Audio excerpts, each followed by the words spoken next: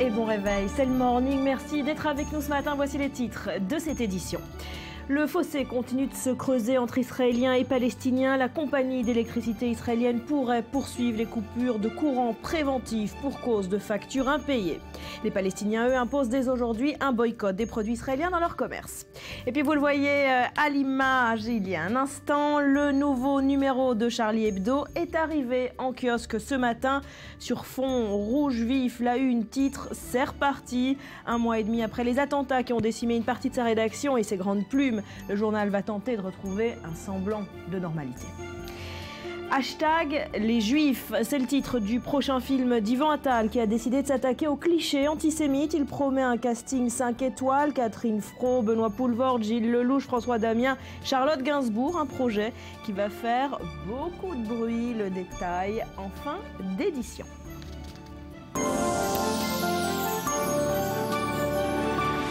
Merci d'être avec nous et bonjour à nos invités. Ali Waket, spécialiste du monde arabe, Yoshua Mishav, ancien diplomate israélien, et Maurice Ifergan. Bonjour, merci d'être avec nous ce matin. On démarre par cette nouvelle escalade de la terreur exercée par l'État islamique. Près d'une centaine de chrétiens, parmi eux des femmes et des enfants, ont été enlevés hier par Daesh en Syrie. Les djihadistes continuent donc de semer la panique dans l'ensemble de la région. Résumé en images.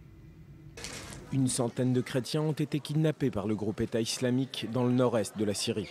Plusieurs églises ont dans le même temps été détruites, dont l'une des plus anciennes de Syrie, dans la ville de Tel Hormiz. L'ONG qui rapporte les faits n'est toujours pas en mesure d'indiquer où ont été conduits les otages.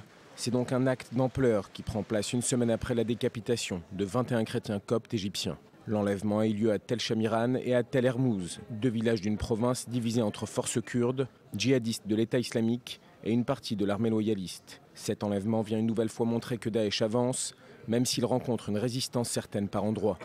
La principale milice kurde syrienne continue de mener l'offensive dans la région. Les Kurdes se sont emparés de 24 villages dans la zone, avec un objectif, prendre la localité de Tel Amis, aujourd'hui aux mains des djihadistes, une localité visée par les raids de la coalition. Des raids parfois bien dérisoires, 14 membres de l'État islamique ont été tués dans ces tirs. Le groupe de défense kurde a également lancé une vaste offensive dans la province de Raqqa, fief de Daesh situé plus à l'ouest, près de la ville symbole de Kobané. Les chrétiens de Syrie représentent l'une des plus anciennes communautés chrétiennes du Proche-Orient. Ils sont 10% de la population du pays et sont nestoriens, un courant du christianisme qui avait été condamné il y a 1500 ans en raison de divergences théologiques avec l'Église naissante. Ces communautés sont également très présentes en Irak et donc menacées.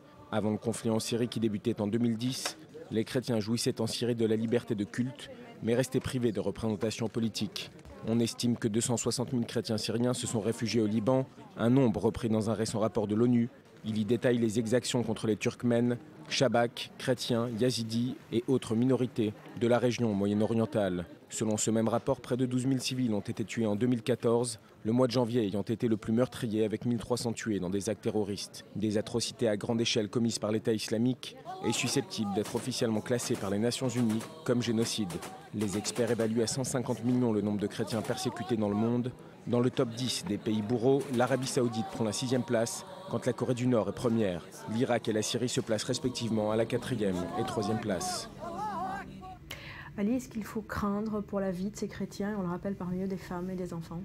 Bon, l'expérience nous a montré qu'il faut craindre pour la vie de ces chrétiens. Mais Barbara, si on se demande pourquoi au bout de 4 ans, Bachar Assad tient encore le pouvoir, c'est exactement à cause des minorités qui le soutiennent, les chrétiens, les yazidis, les chrétiens, les assyriens, les druzes, les alaouites, bien sûr, mais aussi une partie des élites sunnites. C'est pour cela, quand on voit ces atrocités de l'État islamique, l'équation, le choix du peuple syrien est entre un tyran mais un peu plus normal que ceux de l'État islamique.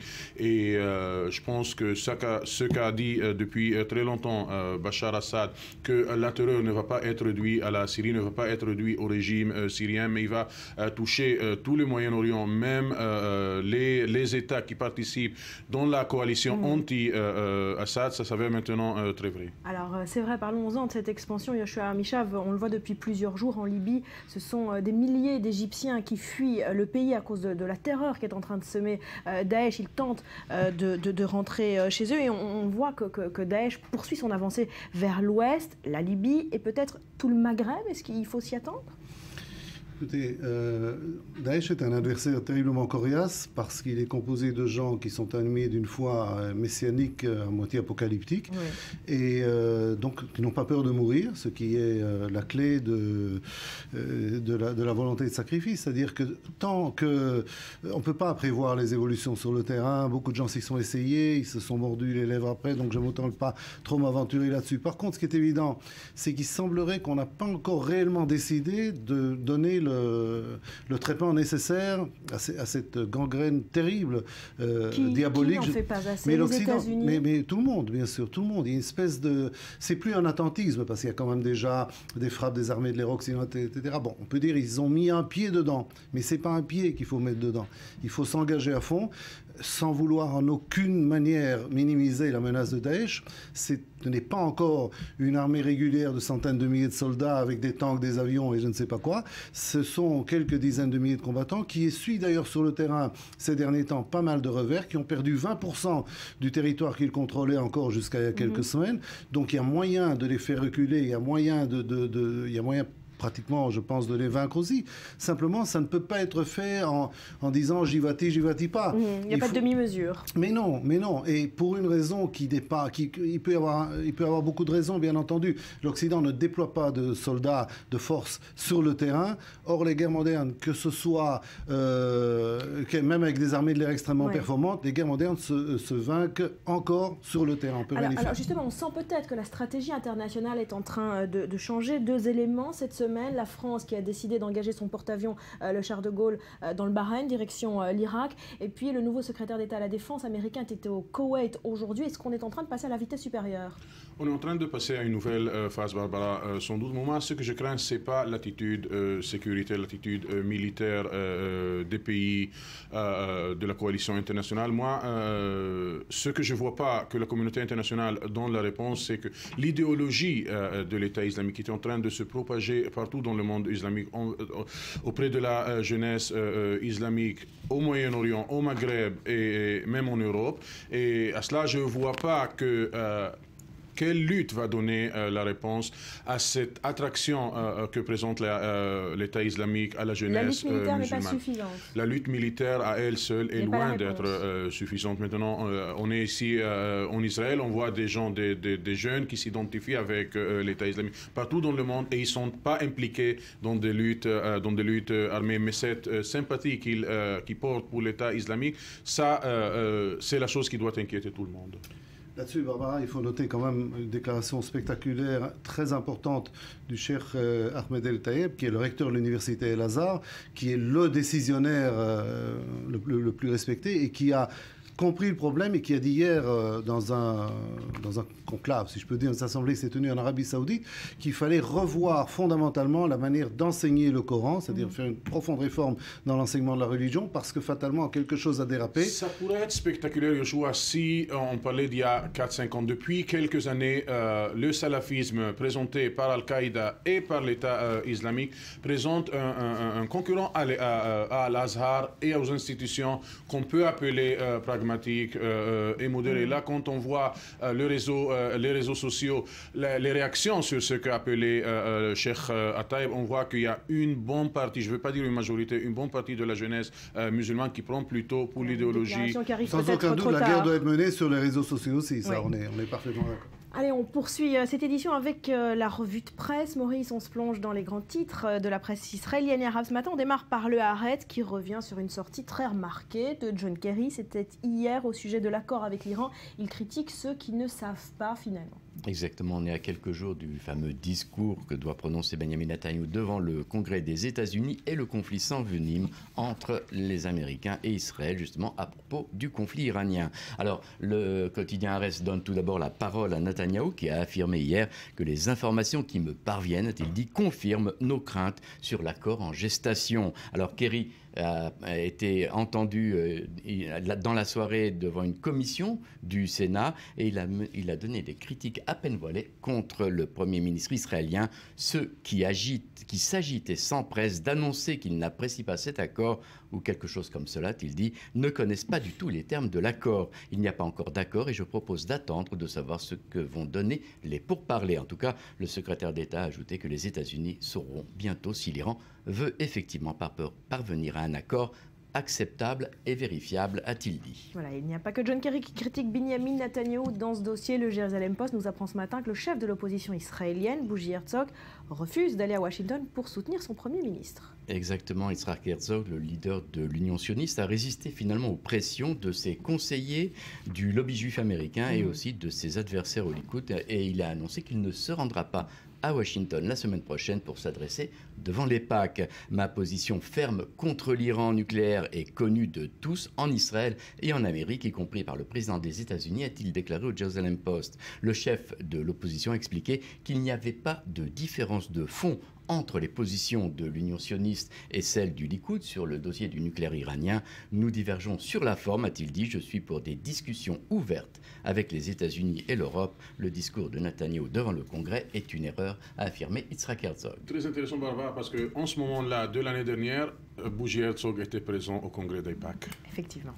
Mais les choses ont changé. On est en période électorale. L'Iran Daily revient, lui, ce matin, sur la relation Iran-Irak. Oui, Mohamed Jawad Zarif a un nouveau copain, il s'appelle Ibrahim Al-Jafari. Les ministres iraniens et irakiens des Affaires étrangères se sont rencontrés hier à Bagdad. De retour chez lui, Mohamed Jawad Zarif a déclaré que Téhéran et Bagdad ont des relations très spécial, et c'est le terme utilisé par le chef de la diplomatie iranienne. Nous faisons face à une menace commune, comprenez le terrorisme, et pour contrer cette menace, nous avons besoin de coopération et de solidarité, a-t-il dit. 8 ans de guerre dans les années 80 qui ont fait plus d'1 million de victimes, semble-t-il, ont été oubliés. Depuis 2003, les relations économiques entre les deux parties ont fait un bond, l'Iran ayant investi dans la reconstruction de l'Irak après l'invasion américaine, affirme le Iran Daily.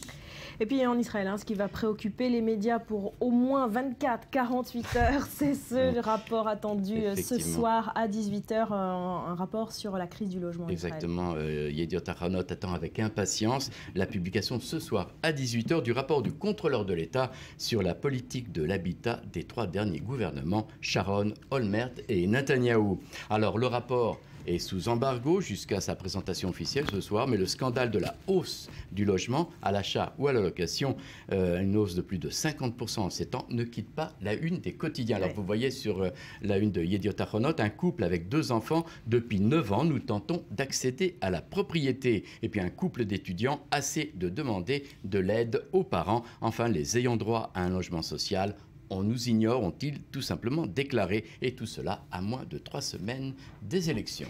Yeshua Amichav, un mot sur cette crise du logement, une situation assez inadmissible dans un pays développé finalement. Écoutez, c'est très très simple. Il y a une loi qui a été votée il y a 12-13 ans sur le logement public, qui n'a jamais été mise en application, qui a été liquidée pour des raisons idéologiques par la droite israélienne en particulier, quoique on peut dire aussi que Ehud Olmert et même les composantes travaillistes du gouvernement Sharon, par exemple, se sont pas vraiment battus pour faire passer cette loi. Et aujourd'hui, vous avez des dizaines de milliers de gens pour qui l'accession à la propriété d'un appartement, tout simple, on ne parle pas on parle pas d'une villa à Césarée, par exemple, pour faire un exemple. Sans viser personne. Non, mais bien sûr que non.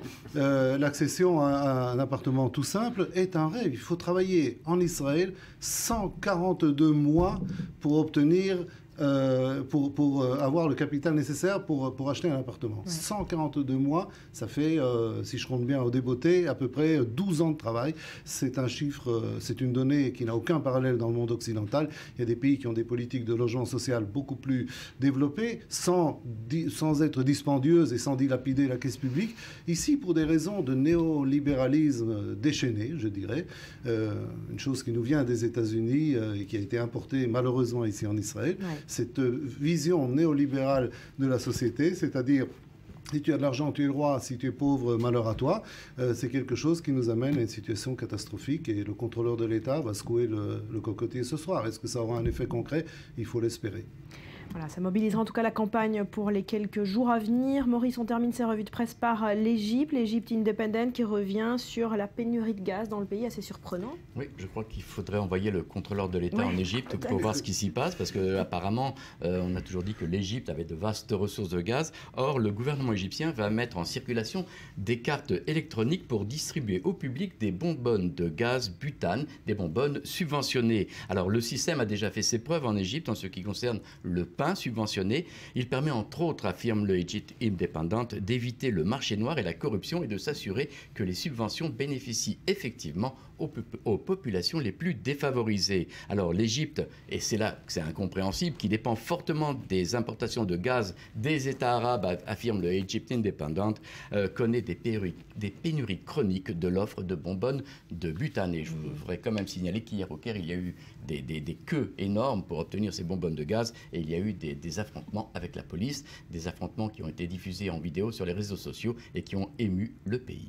Merci beaucoup Maurice, restez avec nous parce qu'on parle à présent de cette décision, une décision sans précédent. Les États-Unis ont condamné l'autorité palestinienne et l'OLP pour des attentats commis en Israël. C'est un jury populaire de l'État de New York qui a jugé donc coupable l'OLP et l'autorité palestinienne d'avoir soutenu des attaques ayant fait des victimes israélo-américaines. Les faits remontent à la seconde intifada. On regarde.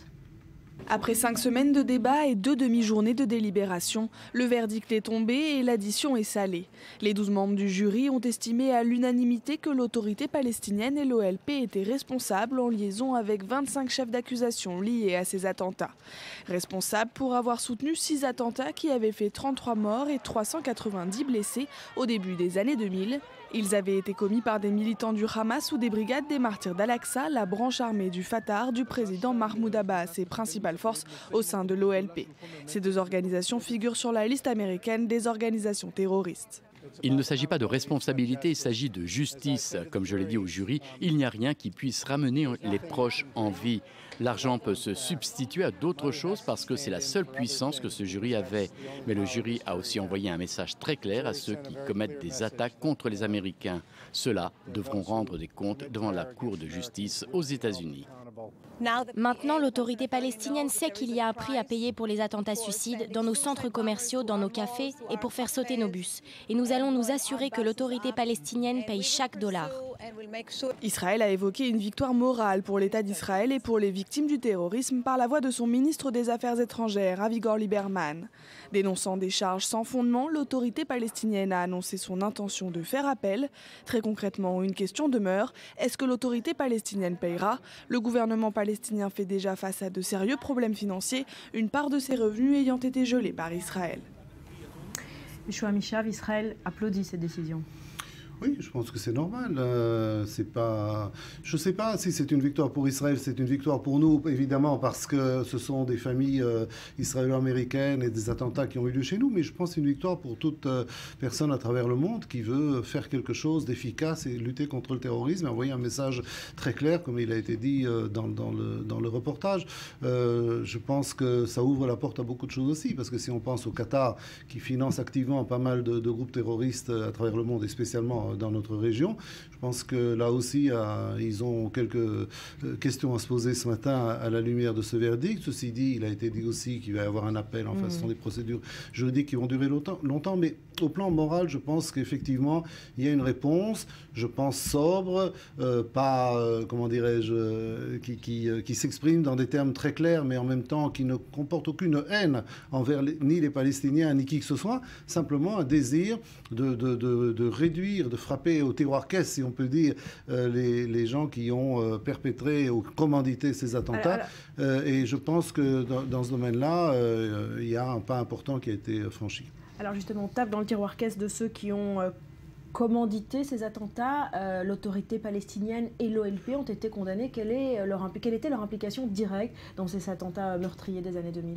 Bon, dans les années 2000, selon la version israélienne des documents qui ont été découverts dans la Moukata, ont prouvé un lien entre Arafat et le financement de certaines attaques qui ont eu lieu en Israël, des ordres donnés par Arafat à Marwan Barghouti de perpétrer des attaques contre des cibles civiles en Israël.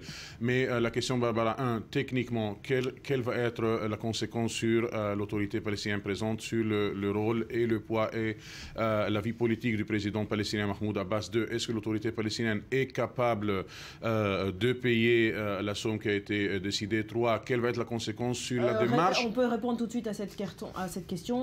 Ils n'en seront pas capables. Tout à fait. Et 3, quelle va être la conséquence sur la démarche de l'autorité palestinienne au tribunal pénal international pour sanctionner Israël contre cette décision? On est dans un cercle. Moi, je comprends les familles des victimes, mais il faut savoir que pénaliser l'autorité palestinienne actuelle, ça donne plus de chance, ça donne plus de poids aux extrémistes, aux radicaux qui veulent que l'arme et que la lutte armée soit la seule moyen de dialogue entre Israéliens et Palestiniens. Vous voulez répondre sur cette question? Mais j'anticipe parce qu'on va parler de la facture de alors justement, on va faire de l'ordre en images. Voilà, exactement. C'est lié, tout est lié. On est dans un cycle de tension et d'un fossé qui se creuse entre Israéliens et Palestiniens. Et les soucis diplomatiques et financiers de l'autorité palestinienne ne s'arrêtent donc pas à ce procès-là. La compagnie israélienne d'électricité a coupé le courant lundi dans 2 villes palestiniennes, Naplouse et Jenin, pendant 45 minutes. Il s'agit d'une mesure préventive pour exiger de l'autorité palestinienne le paiement d'une dette, une ardoise d'un demi-million de dollars. Reportage sur place de nos équipes. Ils sont menacés de coupures journalières par la compagnie israélienne d'électricité. Les habitants de Naplouse en sont persuadés. La raison de ces interruptions n'est pas économique mais politique. Et pour certains, la ligne rouge a été franchie. C'est une punition collective et le but est de forcer les Palestiniens à quitter leur maison.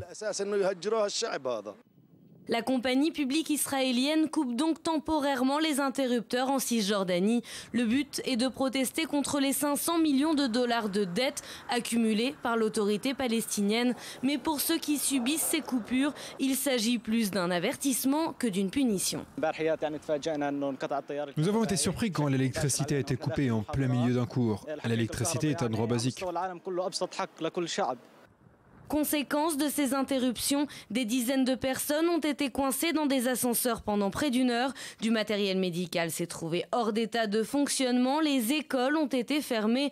Tous sont dépendants de l'électricité fournie par la société israélienne. Même s'ils payent leurs factures, leur électricité peut être coupée à tout moment. Dès que l'électricité est tombée, nous avons perdu tous nos clients. L'occupation sioniste est responsable de cela. Où sont les pays arabes? Où sont les Nations Unies? Personne ne devrait rester silencieux. Si un chien juif meurt, 100 personnes le pleurent. Mais nous sommes ici, privés d'électricité et personne ne proteste. Mais l'autorité palestinienne doit faire face à une autre mesure de la part des autorités israéliennes. Depuis 2 mois, Israël ne verse plus aux Palestiniens les taxes prélevées en leur nom, ce qui représente près de 130 millions de dollars par mois. Cette décision a été prise par le gouvernement israélien suite à la candidature de l'autorité palestinienne à la Cour pénale internationale. Pour certains, cet argent aurait pu être utilisé pour payer les factures d'électricité. Habituellement, ceux qui sont visés par ce genre de mesures sont ceux qui n'ont pas payé leurs factures d'électricité. Mais notre compagnie de distribution d'électricité a payé les factures. Nous n'avons aucune dette envers la compagnie d'électricité israélienne.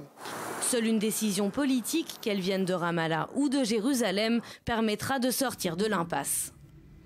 Alors, décision politique ou pas, c'est la question qui taraude cette affaire. Est-ce que c'est possible que la compagnie d'électricité israélienne ait agi de son propre chef pour une telle mesure ? Écoutez, si vous interrogez quelqu'un de la compagnie d'électricité israélienne, il va vous dire, voilà, c'est une réflexion, c'est une simple affaire de business. On nous doit une somme très importante. C'est envisageable, Yoshua Michel. Vous êtes un ancien diplomate, vous connaissez les rouages de cette région. Mais non. Quand on veut, on peut. C'est-à-dire que si le gouvernement israélien voulait faire un pas... Vous voyez, c'est ce que je disais il y a 2 secondes. Autant je pense personnellement que le verdict de New York est une chose juste et qu'il faut payer lorsqu'on commandite des attentats terroristes, autant de la même manière, je pense qu'ici, Israël pourrait très certainement simplement ouvrir une ligne de crédit quelconque à l'autorité palestinienne pour régler ou pour mettre au frigo, en tout cas, cette dette. Le moment venu, peut-être dans le cadre d'un progrès dans la négociation, on verra comment payer la dette. C'est pas ça qui va faire s'effondrer ni l'État d'Israël ni la compagnie d'électricité. Or ici, il y a une véritable volonté politique de frapper l'autorité palestinienne. Moi, je veux bien. Simplement, pour faire tomber Abou Mazen et mettre qui à sa place? C'est ça le problème. Vous savez, il y a une ville nouvelle qui s'appelle Ribaoui, qui est construite maintenant par Rawabi, pardon. Ça fait 20 fois que je fais la même erreur. Mais la ville palestinienne, en tout cas, elle est là. Elle est construite. Elle donne un espoir de vivre de manière un peu plus normale à toute une partie de la classe moyenne palestinienne qui attend de pouvoir occuper les appartements. Israël ne branche pas cette ville aux conduites d'eau. Et on vous explique 50 000 choses qui sont, à mon avis, inexplicables. Et on joue avec le feu. Parce que si l'autorité palestinienne s'effondre, soit pour des raisons financières, soit parce que la population palestinienne ne pourra plus accepter ce genre de situation, eh bien, ce qui va se passer, c'est que les salaires ne seront plus payés à l'autorité palestinienne, ils ne seront plus payés aux forces de défense palestiniennes, qui nuit après nuit travaille avec nous pour conjurer le terrorisme du Hamas dans les territoires. Si c'est ça qu'on veut, moi je veux bien, mais c'est on est un peu quand même dans une situation de qui a commencé le premier. Hein. Il faut le rappeler, on est dans un contexte extrêmement tendu. Les Palestiniens ont fâché les Israéliens avec leur démarche d'internationalisation de leur cause à la CPI, aux Nations Unies. Israël a gelé les taxes, Israël a coupé l'électricité. Enfin, les Palestiniens boycottent les produits israéliens. On est un peu dans un effet boule de neige comme ça. Un responsable palestinien parle d'une intifada pacifique. Est-ce que c'est ce qu'on est en train de vivre ? C'est ce qu'on est en train de vivre. Mais Barbara, depuis 2007, ce que la communauté internationale et les gouvernements israéliens ont été en train de faire, c'est de séparer d'une façon mentale au moins la Cisjordanie de la bande de Gaza pour dire ceux qui ont voté pour le Hamas, ceux qui se trouvent sous le contrôle du Hamas, vous allez avoir des coupures d'électricité, vous n'allez pas rentrer travailler en Israël. Et maintenant, ce qu'on entend dans les médias palestiniens, que la droite israélienne a réuni les Palestiniens de la bande de Gaza et de la Cisjordanie autour de cette coupure d'électricité, que la vie misérable des Palestiniens à la bande de Gaza reviendra aussi au territoire. Donc les Israéliens ne font aucune différence entre Palestiniens ici et là-bas, entre Palestiniens en Cisjordanie, entre Palestiniens modérés, sous l'autorité palestinienne modérée qui prend pour un processus de paix, et entre le Hamas. Conclusion, le mot de la fin est à vous. Tout l'establishment sécuritaire israélien, du premier au dernier pratiquement, faites-les venir, faites-les parler, tout l'establishment sécuritaire israélien est opposé à ce genre de mesures, avertit le gouvernement qu'on joue avec le feu. Et moi, comme j'ai beaucoup de respect pour le gouvernement, je pense qu'ils savent exactement les choses comme nous tous, nous les savons. Donc je m'interroge. Est-ce qu'il y a une politique délibérée, une politique du pire délibérée? Je veux espérer que ce n'est pas le cas, parce qu'à l'arrivée, les conséquences peuvent être dramatiques. À la recherche des associations de charité, et qui domine et qui dirige ces commissions de charité en Cisjordanie? C'est le Hamas. C'est le Hamas. Merci beaucoup d'avoir été avec nous. À suivre dans le morning, plus d'une semaine après la signature d'un cessez-le-feu en Ukraine. Et bien sur le terrain, la situation reste plus que fragile. Les pro-russes poursuivent leur avancée. On fait le point après un nouveau journal.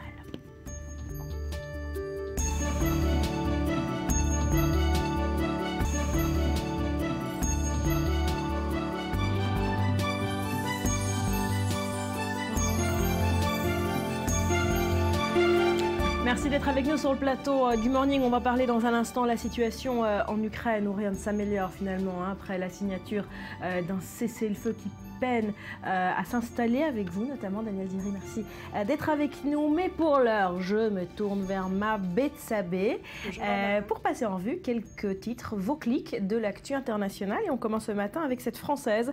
Elle a été enlevée hier matin au Yémen, malheureusement. Ouais, et en plein cœur de la capitale yéménite, à Sanaa, alors qu'elle se rendait à son travail avec son interprète yéménite. C'est l'ouverture de plusieurs sites de journaux français ce matin, comme celui du Monde que vous voyez ici, et qui résume. Elle s'appelle Isabelle Prime, elle a 30 ans, elle travaille pour une entreprise équatorienne spécialisée dans la protection sociale, mandatée par la Banque mondiale. La Française, forte d'une longue expérience sur place, y était responsable d'un projet pour le Fonds social yéménite, autrement dit une entité gouvernementale. Donc un enlèvement qui illustre aussi la très forte détérioration, bien sûr, de la situation sécuritaire sur place au Yémen depuis plusieurs semaines, écrit Le Monde.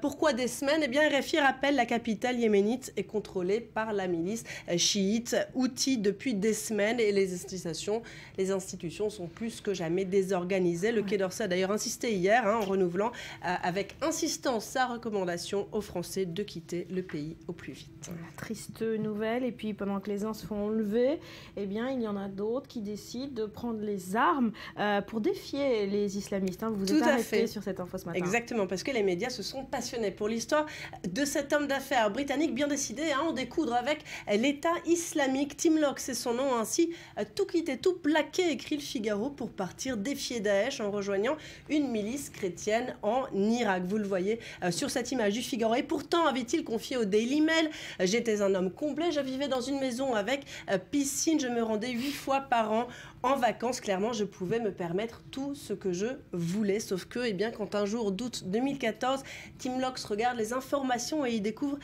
ces terribles images de civils massacrés, le Britannique de 38 ans et accessoirement colosse de 1,90 m décide de troquer sa vie pour le treillis et les opérations à haut risque. Alors depuis qu'il se trouve sur place, cet ancien businessman reconverti donne de ses nouvelles sur son compte Facebook. On y voit l'œil fermé, vêtu d'un treillis. Il prévient que son sort est désormais scellé à celui de la milice avec qui il se trouve et aux Yazidis. Incroyable.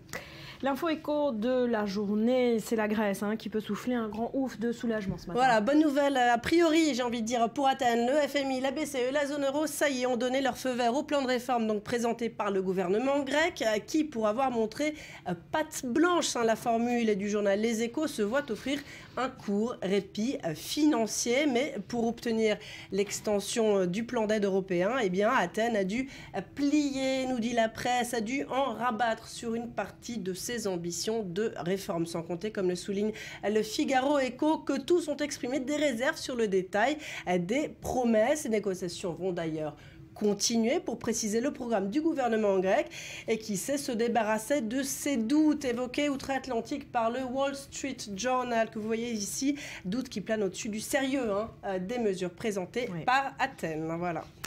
On parle d'autre chose, ça n'a rien à voir, une Barbie qui parle. Voilà, c'est pour notre plateau exclusivement féminin. C'est le rêve apparemment de toute une génération qui va bientôt se réaliser, nous dit la Repubblica. Non seulement la Barbie avait déjà un corps parfait, des vêtements derrière écrits, un boulot bien payé, un fiancé, je cite, blond aux yeux bleus et plus grand qu'elle. Apparemment, c'est important pour les Italiens, mais en plus, elle va pouvoir répondre aux questions. Et oui, comment? Grâce à une connexion Internet. La Hello Barbie, c'est son nom, aura un micro, un haut-parleur, un MIDI ordinateur interne qui enregistre en permanence les sons et une batterie rechargeable. Elle enregistre les sons, c'est pour ça qu'elle est baptisée Barbie Stasi. Voilà, on va voir ça tout de suite. De quoi papoter 1 heure, nous dit donc la Repubblica, et de quoi se faire aussi, voilà, vous avez vu, se faire traiter de tous les noms. Cette Barbie qui donc collecte les goûts et les centres d'intérêt a déjà un surnom en Allemagne, la Barbie Stasi, mais certainement pas en tout cas de quoi faire plier Mattel. La Hello Barbie devrait sortir aux États-Unis d'ici à la fin de l'année. Pour Mattel, on a compris que quand même c'est un repart potentiel à la chute dramatique des ventes de la Barbie. Ils comptent dessus et le Stasi Barbie ou pas, elle va sortir. Bon voilà, donc la Barbie se met à parler. Il n'était pas trop tôt, j'ai envie de dire. C'est un peu misogyne de la voir. Je me demande quand même ce qu'elle va rendue dire. Muette jusqu'aujourd'hui. Parce qu'elle est blonde en plus. On n'entretient pas ces clichés ici quand même. On parle pour finir, Betsabé, de ces nouveaux emojis, ces émoticônes. Exactement. Pour représenter la diversité. Voilà, ils vont se diversifier. Les emojis donc sont les émoticônes d'Apple utilisés pour communiquer par SMS, par mail, sur WhatsApp, sur les réseaux sociaux, vont dorénavant prendre en compte les diversités ethniques avec des icônes adaptées. Alors les journaux se jettent littéralement sur la nouvelle. Regardez, vous allez voir la Repubblica, Courrier international qui offre aussi quelques exemples de ces nuances que vous voyez à l'écran. Voilà. Alors d'ailleurs, par défaut, maintenant, au lieu d'être blanc, l'icône par défaut sera jaune. Voilà, et la nouveauté, ce n'est pas seulement dans les nuances de couleurs. Slate nous raconte ces Pères Noël et princesses noires ou encore familles homoparentales qui vont débarquer aussi sur le clavier émoticône bientôt, donc dans les prochaines versions des systèmes d'exploitation Apple. Et vous adorez ça, les émoticônes? Moi, j'adore les émoticônes. On ne communique que par émoticônes. Surtout les Il y en ait des nouveaux, parce que... Il était temps qu'il y ait un des peu petits redondant. noirs. Voilà, je suis tout à fait d'accord. Voilà, Fini la Barbie, il faudra une Barbie noire d'ailleurs, plus, qui parle. C'est blonde. Avec un fiancé plus grand qu'elle. Un Ken plus petit que la Barbie. Je lance une opération. Voilà, l'appel est lancé. Merci beaucoup, Betsabé. Et plus sérieusement, une semaine après la signature d'un cessez-le-feu en Ukraine, eh bien, sur le terrain, très peu de choses ont changé. Les pro-russes poursuivent leur avancée. Côté diplomatique, une nouvelle réunion de crise a eu lieu hier. On regarde. Nouvelle réunion de crise à Paris. L'Ukraine est toujours au cœur des préoccupations des puissances occidentales. Français, Allemands, Russes et Ukrainiens sont autour de la table. Objectif, tenter de contribuer à un apaisement du conflit dans l'est du pays. Laurent Fabius s'est fait le porte-voix de ses homologues. Il a demandé un renforcement de la mission de l'OSCE. Lors de cette réunion, aucun document n'a été signé, mais une demande a été formulée. Nous quatre, nous appelons à la mise en œuvre stricte de toutes les dispositions des accords de Minsk, à commencer par un total cessez-le-feu et un retrait complet des armes lourdes. Nous appelons à la finalisation la plus rapide possible des plans de retrait des armes lourdes et à leur mise en œuvre entière. Selon des sources ukrainiennes, les Russes ne souhaitaient pas de cette rencontre. Cependant, les Occidentaux voulaient maintenir la pression politique sur Moscou. La Russie est accusée de soutenir les séparatistes en leur fournissant armes et troupes, ce que Moscou nie catégoriquement. Le 12 février dernier, les accords de paix dits de Minsk II ont été signés par Kiev et les rebelles. Mais pour le ministre allemand des Affaires étrangères, le chemin reste long.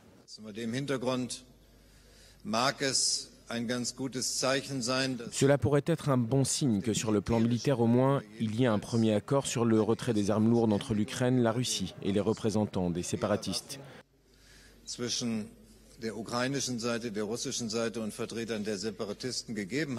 Mais ce qui est important maintenant, c'est que ces accords sur le plan militaire soient appliqués et jusqu'à présent, nous n'y sommes pas encore arrivés. C'est pourquoi cela doit avoir lieu dans les prochains jours.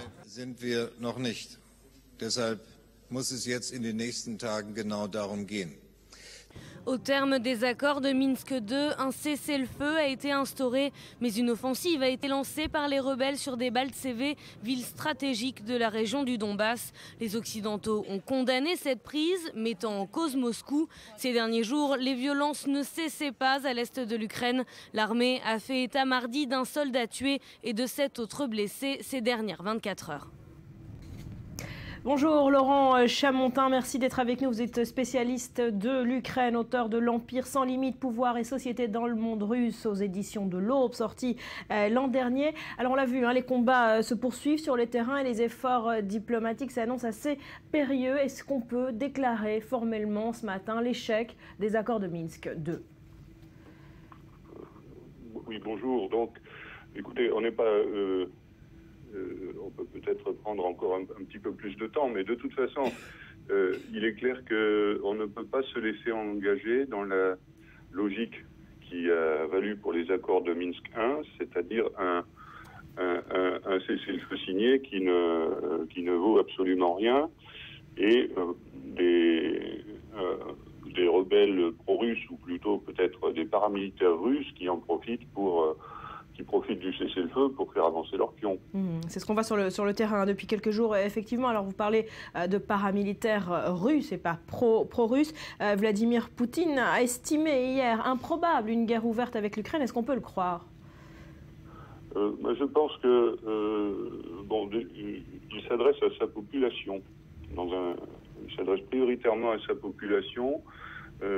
Sa population est probablement assez réticente, effectivement, à l'idée d'une guerre avec l'Ukraine, et donc sa déclaration lui permet à bon compte de prendre date avec ses électeurs pour montrer que ce n'est pas lui le fauteur de guerre. Mais je veux dire, cette interview de Vladimir Poutine, il faut quand même prendre en compte le fait que, encore une fois, présente la guerre en Ukraine comme une affaire purement intérieure ukrainienne, ce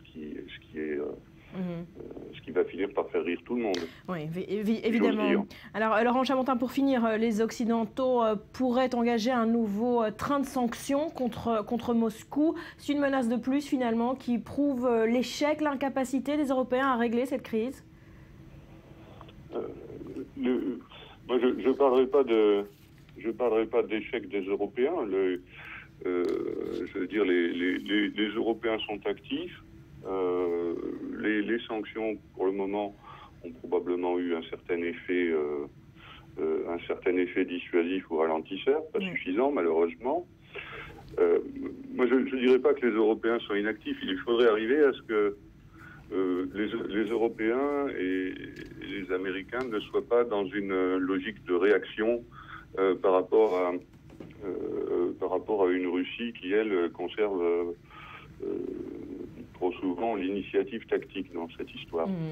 Laurent Chamontin, merci d'avoir été avec nous ce matin. Et justement, cette semaine, l'émission Focus plante sa tente en Ukraine. Diffusion ce soir à 20h40. Bonjour. Exactement. Daniel Ziri. Bonjour, alors on verra quoi ce soir dans Focus? Alors justement, comme vous le disiez tout à l'heure, et Laurent Chamontin nous l'a dit encore une fois, la situation en Ukraine reste très instable.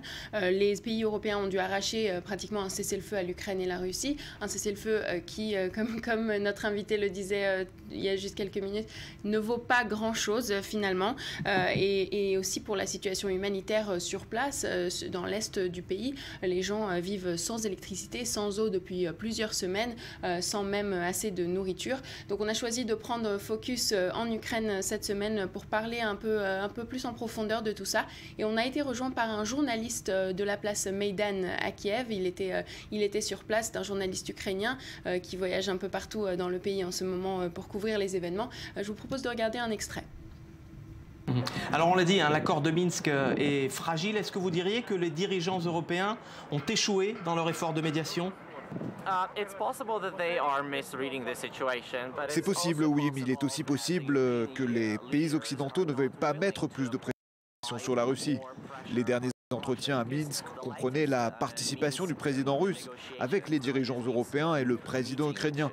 Ce qui montre que les leaders de l'Union européenne comprennent qu'ils sont obligés de parler au président russe pour établir un cessez-le-feu dans l'est de l'Ukraine. Mais ils ne veulent apparemment pas imposer des sanctions plus sévères contre la Russie, ou même fournir de l'armement à l'Ukraine. Voilà, justement, il nous parle de ce cessez-le-feu et de l'un des éléments importants de ce cessez-le-feu, c'est qu'il y avait cette menace que les États-Unis allaient armer les troupes ukrainiennes.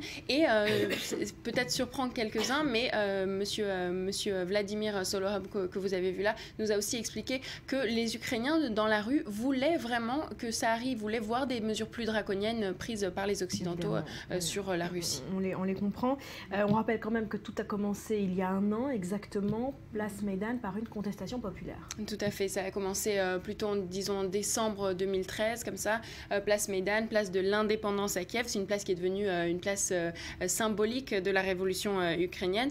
Justement, on en a parlé, on est retourné sur les événements un petit peu avec Lesia Karatchenko.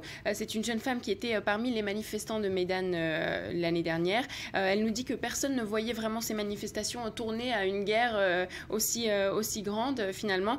Et que les événements tels qu'ils se sont déroulés ont conduit quand même à des changements importants dans la société ukrainienne. Je vous propose de regarder ce qu'elle dit.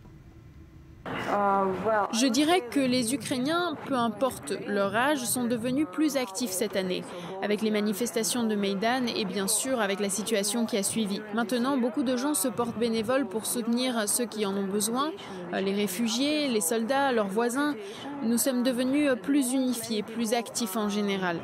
Pour ce qui est des jeunes, je dirais qu'ils sont davantage prêts à prendre de la responsabilité.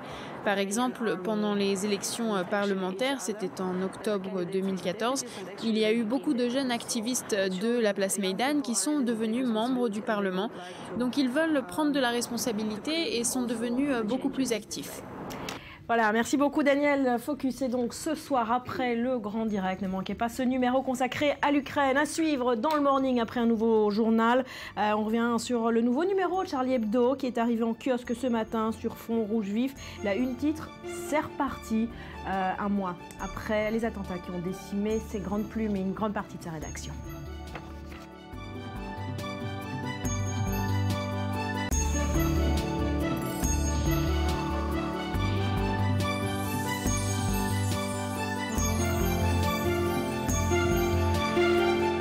Merci d'être avec nous ce matin. Si vous venez de nous rejoindre, bienvenue, bon réveil, c'est le morning. Nous sommes ensemble en direct depuis Tel Aviv et on parle à présent d'une véritable révolution dans le monde de l'image. Le logiciel s'appelle Photoshop, évidemment, vous en avez entendu parler. Eh bien, Photoshop fête ses 25 ans. C'est un logiciel qui permet de gommer tous les défauts. Mais tu sais, c'est dommage que ça n'existe pas pour la télé.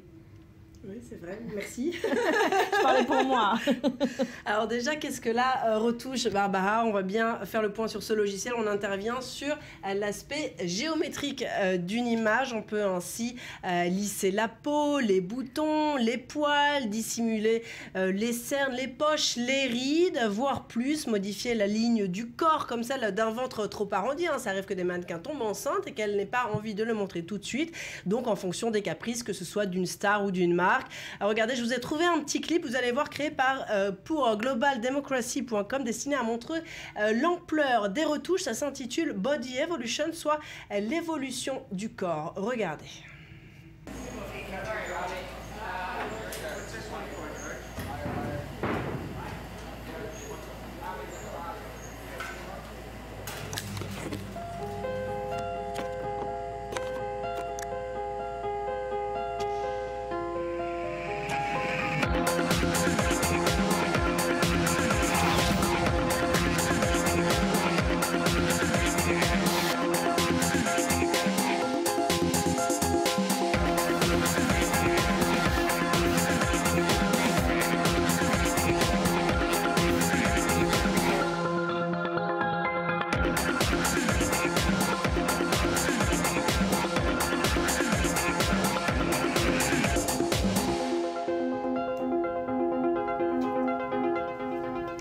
Notez que ces retouches dont on parle concernent pour 80 à 90% d'entre elles des femmes et pas des hommes. Pour les hommes, apparemment, on se satisfait au contraire d'un contenu beaucoup plus brut. C'est ça qu'on aime. Et oui. Alors récemment, plusieurs photos de stars ont circulé sur la toile. Elles ont fait le buzz. Le 16 février dernier, un cliché de Cindy Crawford, ex-mannequin de 48 ans, a fui sur la toile. C'est celui-ci.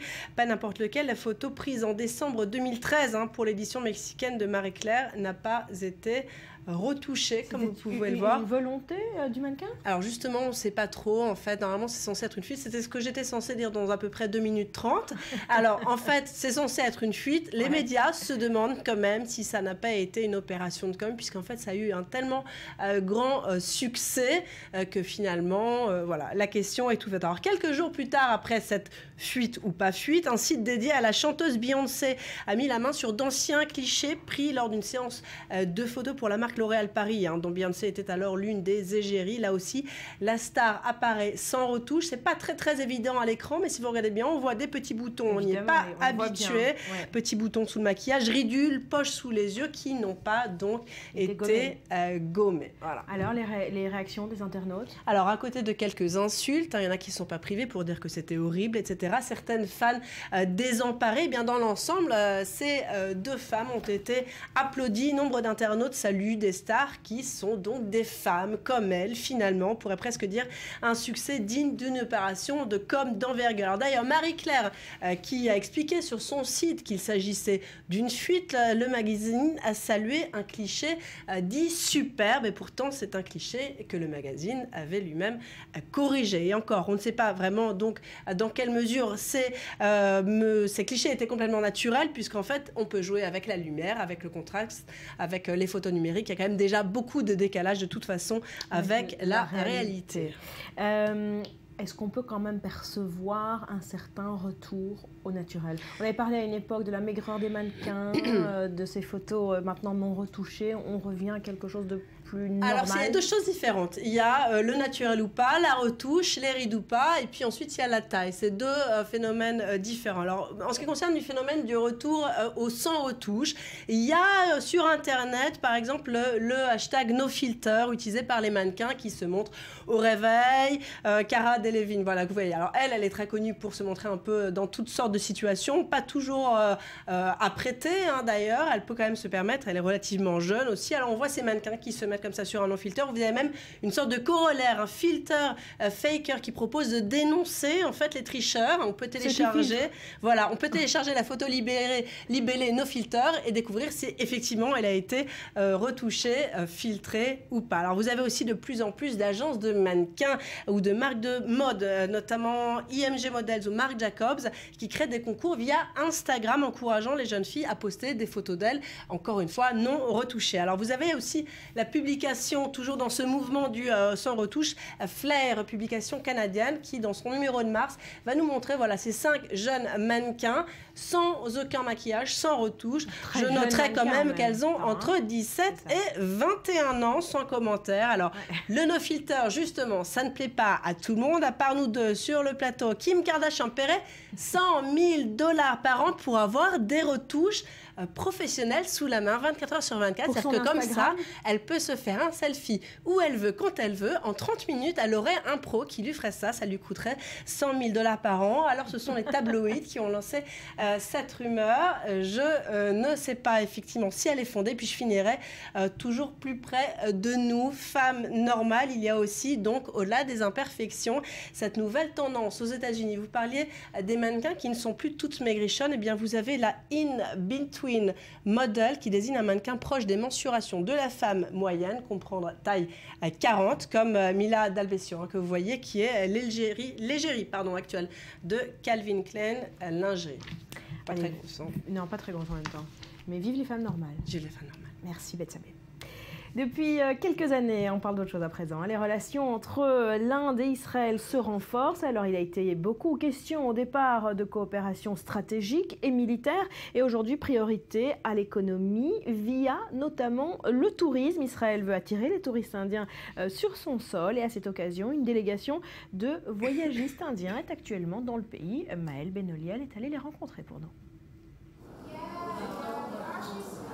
Les Indiens à la découverte de la ville sainte. 600 professionnels du tourisme des plus influents en Inde sont arrivés cette semaine à Jérusalem pour participer à la Convention internationale du voyage. Un événement Made in India qui se tient pour la première fois en Israël.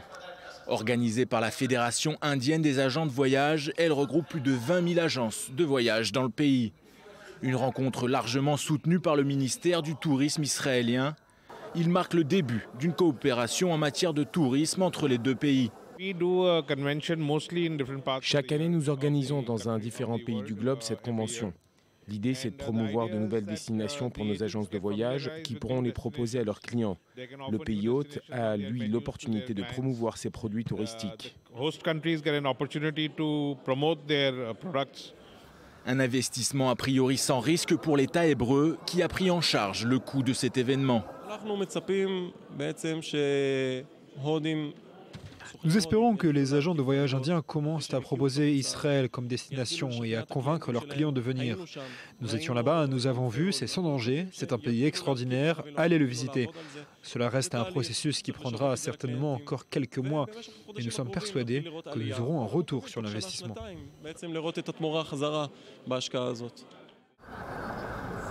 Et c'est ici, au Palais des Congrès de Jérusalem, que ces professionnels du tourisme indien se retrouvent pour assister à des conférences et discuter affaires avec leurs homologues israéliens.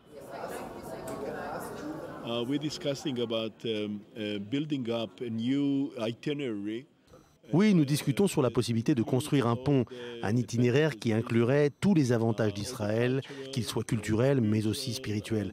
Les Indiens veulent en savoir plus sur la culture en Israël. Ils sont aussi très portés sur le spirituel et le mystique. Et en Israël, vous avez tout cela.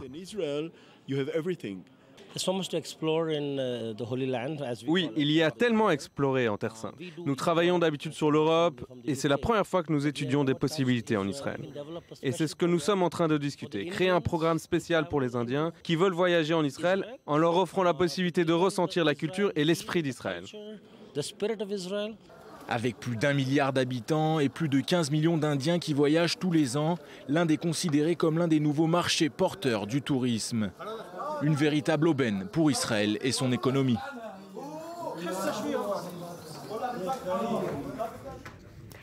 Allez, on retourne en France avec le nouveau numéro de Charlie Hebdo qui est arrivé en kiosque ce matin. Un numéro évidemment très attendu, sur fond rouge vif, on va le voir dans un instant. Hein, la une, titre, c'est reparti. 2 mois après les attentats qui ont décimé une partie de sa rédaction, eh bien, le journal tente de retrouver un semblant de normalité. Vous la voyez, c'est une qu'on peut retrouver donc ce matin dans les kiosques. Rudy, bonjour.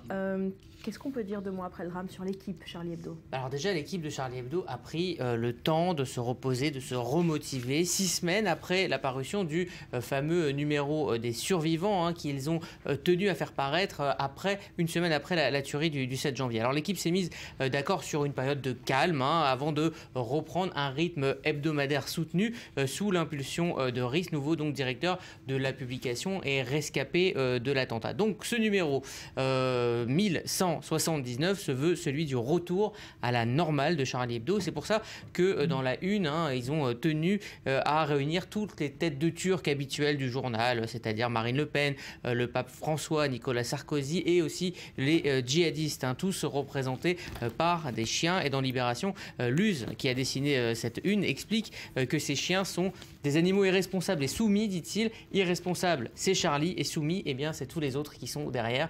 On est donc là au cœur de l'esprit Charlie. Puis quand on ouvre le journal, hein, qui sera quand même tiré à 2,5 millions d'exemplaires, eh bien, on retrouve le journal satirique qui aborde les sujets de la semaine, c'est-à-dire DSK, les attentats de Copenhague, la Grèce, bref, je vous disais un numéro qui se veut normal, même si se remettre au travail, c'est ce qu'expliquait Rhys chez nos confrères de France Info, n'a pas été facile, mais il y a un désir de normalité. On l'écoute, Rhys.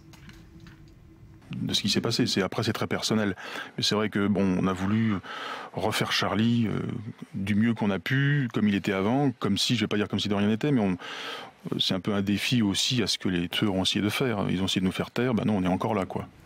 Alors un défi de se remettre au travail, seulement il y a un enjeu quand même de taille, c'est que les grandes plumes, les grands dessinateurs du journal ne sont plus malheureusement. Oui, c'est vrai qu'Abu Wolinski, par exemple, ne sont plus. Eh bien, il y a l'arrivée de 2 dessinateurs confirmés qui rejoignent l'équipe de Charlie Hebdo. Donc Ali Dilem, dit Dilem, c'est un caricaturiste algérien qui est connu dans le monde mais, pour son talent, mais aussi pour les multiples menaces qu'il a pu recevoir au cours de sa carrière, notamment dans son pays, l'Algérie. Dans un premier temps, c'était les islamistes il était la cible des menaces islamistes, et dans un second temps c'est le pouvoir algérien qui lui a quand même coûté 50 procès pour diffamation en Algérie. C'est un ami de longue date hein, de la rédaction de Charlie Hebdo, et il vit en ce moment reclus et caché. Donc Ali Dilem, dit Dilem, qui va rejoindre l'équipe. Et puis aussi il y a René Pétillon qu'on connaît aussi, qui a 69 ans, il a une grande carrière de caricaturiste derrière lui, caricaturiste politique, et on le connaissait et on le connaît pour ses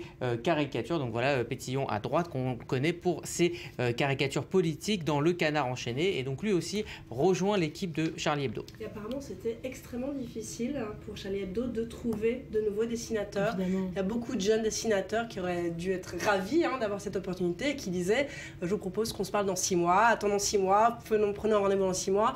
Pas mal, ils ont beaucoup insisté là-dessus. C'est un risque indéniable. D'ailleurs, leurs prochains locaux, ça sera quasiment un bunker qui sera financé par ceux dont je vais parler un instant, c'est-à-dire les multiples dons. Mais là, on parle vraiment d'un bunker, donc il y a toujours ce problème de sécurité. Qui continue de peser sur les dessinateurs. Et pour chapeau à ceux qui osent. Hein, ouais, à ceux qui osent. Et voilà, c'est un défi, et il faut oser malgré les risques. C'est évidemment très, très, très difficile. Alors, vous parliez des finances. C'est aussi un des aspects qui a complètement changé, Charlie, après les attentats, avec des millions d'euros de dons reçus. Absolument, une quinzaine de millions d'euros. Alors, à la base, quand même, c'est un journal anard, irrévérencieux, Charlie Hebdo. Au bord de la faillite.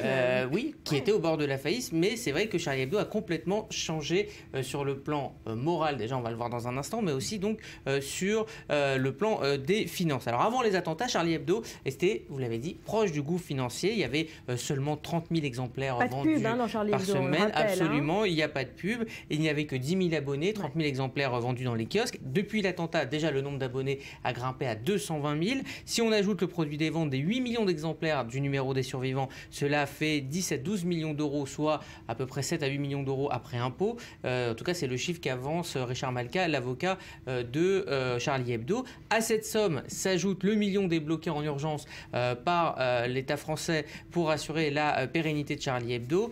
Et ensuite, il y a il y a aussi 3 millions qui vont être margés de ces abonnements. Ce n'est pas tout. Il y a aussi les dons directs qui ont afflué de 2 associations, Association de la presse et du pluralisme et les Amis de Charlie Hebdo. En tout, ça fait 4,2 millions d'euros, plus les 250 000 euros de Google. Bref. Stabilité financière assurée. Voilà, on aura compris qu'avec 15 millions d'euros, Charlie Hebdo peut voir l'avenir sereinement. Ouais. Et c'est aussi un message à ceux qui ont voulu tuer Charlie Hebdo. Et ils l'ont renforcé financièrement pour plusieurs années. D'ailleurs, à noter que Patrick Pelou, chroniqueur au journal, a indiqué qu'une partie de ces recettes iront aux familles des victimes directement. Évidemment, merci beaucoup Rudy d'être venu nous en parler. Merci Betsabé. À suivre, #les Juifs, c'est le titre du prochain film d'Yvan Attal qui a décidé de s'attaquer aux clichés antisémites. Il promet un casting 5 étoiles, un projet qui va faire énormément de bruit. Le détail après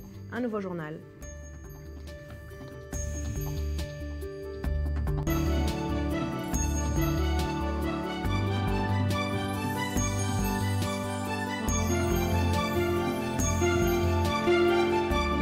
Avec nous sur le plateau du Morning, on va parler cinéma à présent pour conclure cette émission. Dans un instant avec vous Laetitia pour les sorties de la semaine, on est mercredi. Mais d'abord Myri, on parle d'un film qui va faire beaucoup de bruit, ça s'appelle #les Juifs. C'est le prochain film d'Yvan Attal qui veut dénoncer l'antisémitisme ambiant en France, mais il prend un pari risqué, celui de l'humour. Oui, alors il faut savoir qu'il a même pas encore le tournage n'a même pas encore commencé, que déjà il annonce la couleur. Alors Yvan Attal, on sait, il n'a pas sa langue dans la poche. Il a à plusieurs reprises dénoncé l'antisémitisme qui monte en France, et notamment avec les dernières manifestations contre Israël pendant l'opération Bordure Protectrice. Alors l'acteur et réalisateur a écrit une comédie, vous l'avez dit, il utilise l'humour qui s'intitule pour l'instant #les Juifs, mais le titre pourrait encore changer, c'est ce qu'il a dit. Alors le héros de la comédie, c'est lui, Yvan Attal. Il se rend chez son psychanalyste, il souffre en fait d'une paranoïa monomaniaque, il voit des antisémites partout. Ça, c'est le fil rouge. Et donc, au fur et à mesure qu'il raconte ses aventures à son psychanalyste, des sketchs se mettent en place. Ce sera la trame de l'histoire. Chaque histoire qu'il confie à son psy est illustrée. Il y aura le juif membre du Mossad, les juifs qui sont partout, les juifs qui sont riches. Il y aura aussi le stéréotype du non-juif qui en a marre qu'on parle des juifs et de la Shoah. Vous voyez un petit peu l'histoire. Alors, il a prévu pour ce film un casting de rêve, évidemment. Il y aura sa campagne, la compagne d'Yvan Attal, Charlotte Gainsbourg, qui fera également partie de la distribution, comme Danny Boone, ou encore, alors, dans le rôle d'agent du Mossad, il y aura Gilles Lelouch. Il y aura François Damiens, en habitant de Drancy, celui qui en a absolument marre de voir les Juifs défiler dans le mémorial de Drancy. Et il y aura, tout de suite, voilà. Et il y aura par exemple Benoît Poelvoorde qui sera dans le rôle d'un extrémiste d'extrême droite. Voilà, lui aussi un rôle qui pourra endosser avec beaucoup d'humour. Évidemment. Voilà, le casting fait envie quand on connaît le talent, la finesse d'Yvan Attal, on peut dire que ça pourrait marcher. Ah bah c'est sûr que ça va marcher, pas seulement avec ce casting avec Yvan Attal, avec le sujet lui-même. Déjà, je veux dire, c'est quelque chose. C'est risqué, c'est sur le fil. C'est risqué, mais ça va faire parler de soi, ça c'est sûr. Alors c'est toujours un pari risqué de dénoncer comme ça des grands fléaux de société par l'humour, mais bon, Yvan Attal n'est pas le premier évidemment dans l'histoire. On pense tout de suite à Charlie Chaplin. À Charlie Chaplin avec cette fameuse scène mythique, on regarde. Emperor of the world. My word.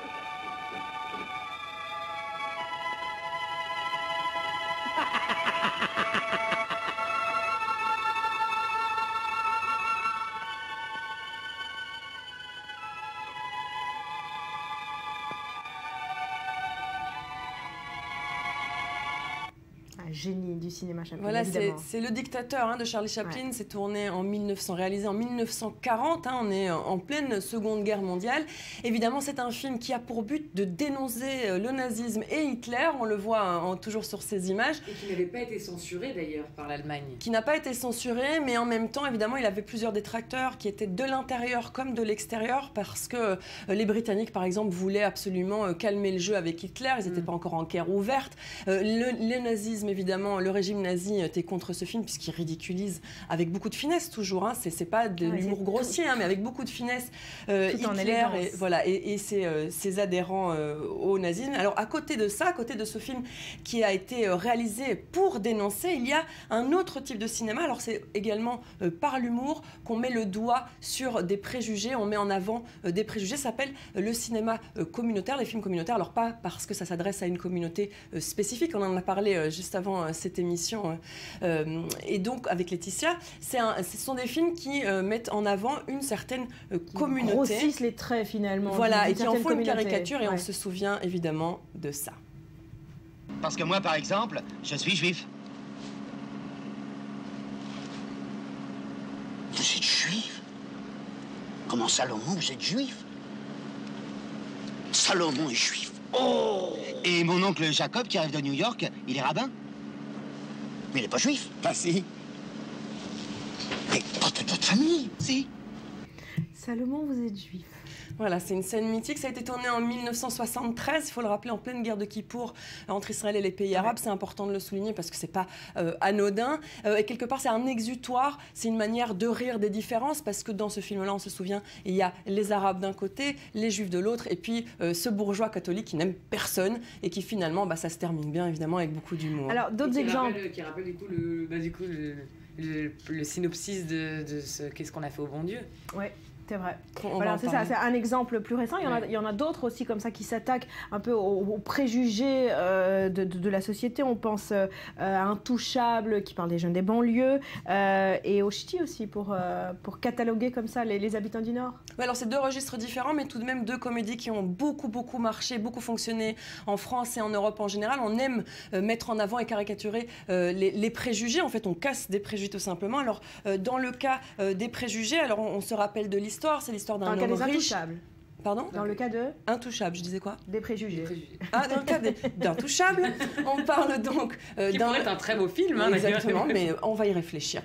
Donc, Les Intouchables, c'est un homme riche, du milieu bourgeois, qui a tout finalement pour être heureux. Il est également blanc, mais il est tétraplégique et il rencontre, dans le cadre de son travail, pas pour des besoins de se faire soigner. Voilà. Exactement, il rencontre Omar Sy, qui est en fait donc lui un jeune des banlieues. Il est black, donc il est noir, d'origine pauvre, de père ouvrier, et la rencontre, ça donne ça. Donnez-moi un chocolat.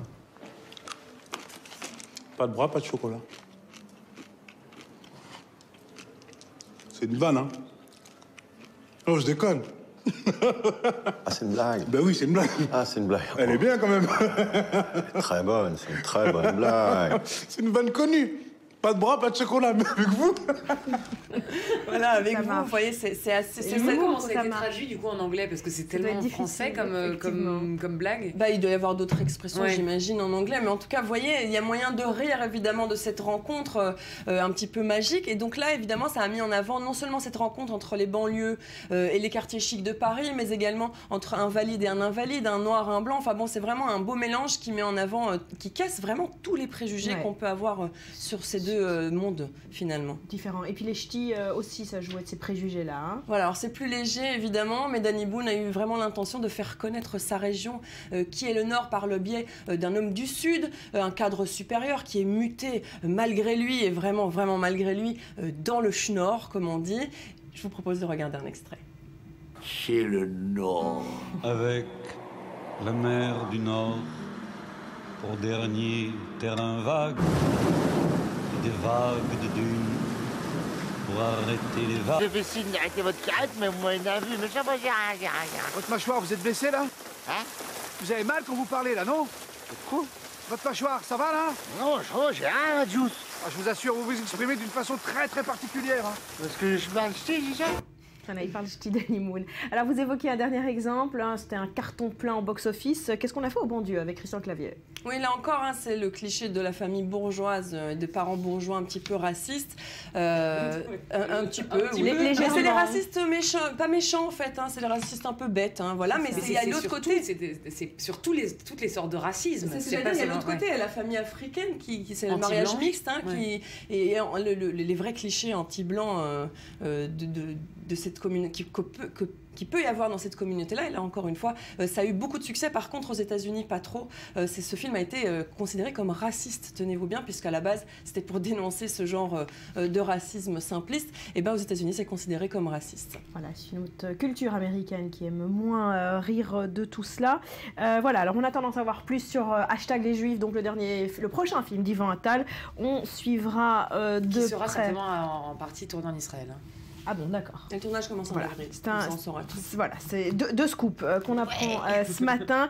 Allez Laetitia, on parle des sorties de la semaine et on commence par le gros succès attendu. Birdman, hein, voilà, grand vainqueur des Oscars, il sort enfin en salle en France. Donc voilà, le film à ne pas rater d'Alejandro Iñárritu. On le rappelle, Birdman, c'est l'histoire de l'acteur incarné par Michael Keaton, une sorte de mise en abîme de sa carrière, puisqu'en fait, il incarne donc Regan Thompson, qui nous rappelle énormément la carrière de Michael Keaton, qui est un has-been connu pour avoir incarné un célèbre super-héros. Michael Keaton avait incarné très célèbrement Batman. Et là, il décide de monter une pièce à Broadway autour de son propre personnage dans l'espoir de renouer avec sa gloire passée. On en a beaucoup parlé de Birdman. C'est un film vraiment à ne pas manquer, qui est cinématographiquement absolument incroyable, avec des performances extraordinaires. Voilà donc pour Birdman. Et ça sort aujourd'hui en France, gros succès des Oscars, mais on parle d'autres films aussi hein, ce matin. Dans un autre genre, le dernier Jean-Jacques Hano. Voilà, on va passer du réalisateur mexicain au réalisateur français, les deux qui d'ailleurs marchent très bien aux États-Unis. Jean-Jacques Hano sort son 13e film, ça s'appelle Le Dernier Loup, ça se passe en 1969. Shen Zhen est un jeune étudiant originaire de Pékin et il est envoyé en Mongolie intérieure afin d'éduquer une tribu de bergers nomades. Alors là, il va faire la connaissance notamment de cette tribu nomade, mais aussi d'une tribu qu'il ne connaissait pas, celle des loups. Et il a une relation très particulière qui va se créer avec l'un d'entre eux. On regarde en images, c'est assez fabuleux.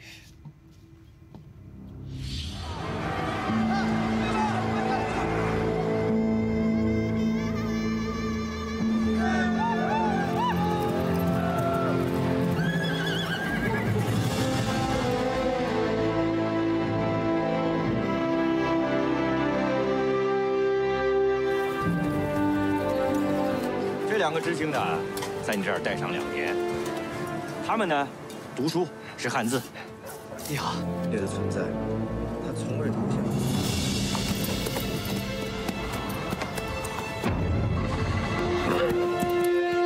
我被狼迷住了，能不能抓一只小狼崽儿？我研究研究。我接到了上级关于今年掏狼崽的指示啊，掏了狼崽，狼不就变少？再去掏狼崽，狼会愤怒和报复的。这是命令。 Magnifique, esthétique. Hein, Jean-Jacques Hano et les animaux, ça fait quand même un. Quoi. Ouais. On se rappelle de l'ours, qui reste quand même l'un des films les plus incroyables en termes d'histoire animalière. Hein.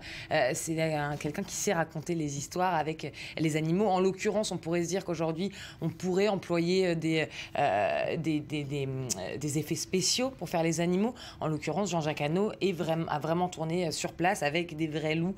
Il s'est entouré de dresseurs spéciaux. Il a expliqué, d'ailleurs dans plusieurs interviews, que c'est un animal extrêmement féroce, que c'est extrêmement compliqué de travailler avec, mais qu'il lui-même a vécu un petit peu ce que vit son personnage. Il est tombé amoureux d'ailleurs, lui aussi, de cette meute de loups. Ouais.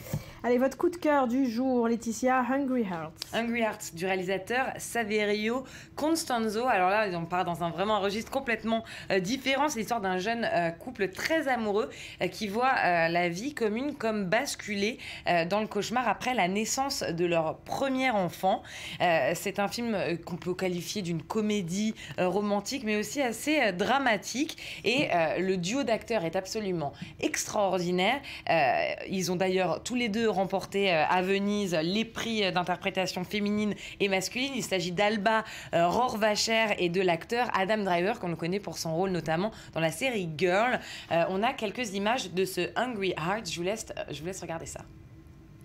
Funny story, really, we're stuck in your bathroom downstairs. I'm Jude. Hi. This is, Mina? Mina.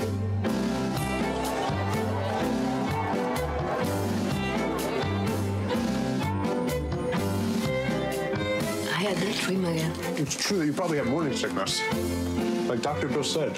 The baby needs proteins to grow. I need you to eat better. And she told me, I've got good news for you.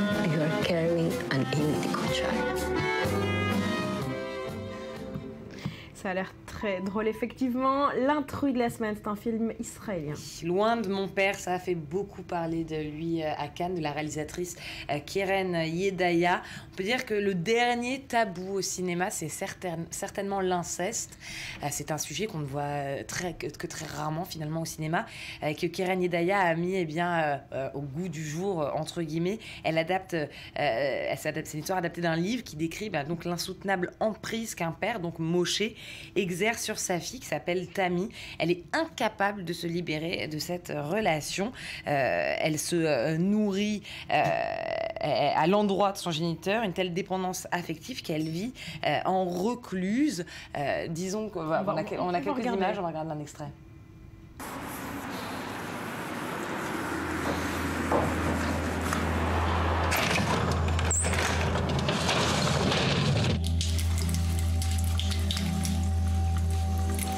ראית איזה חתיכה הבת שלי? תרצו קינוחים? בטח, מה יש? מה יש פה מתוק חוץ ממך? אני לא מרגישה טוב. אני אטפל בך בבית. אל תדאגי.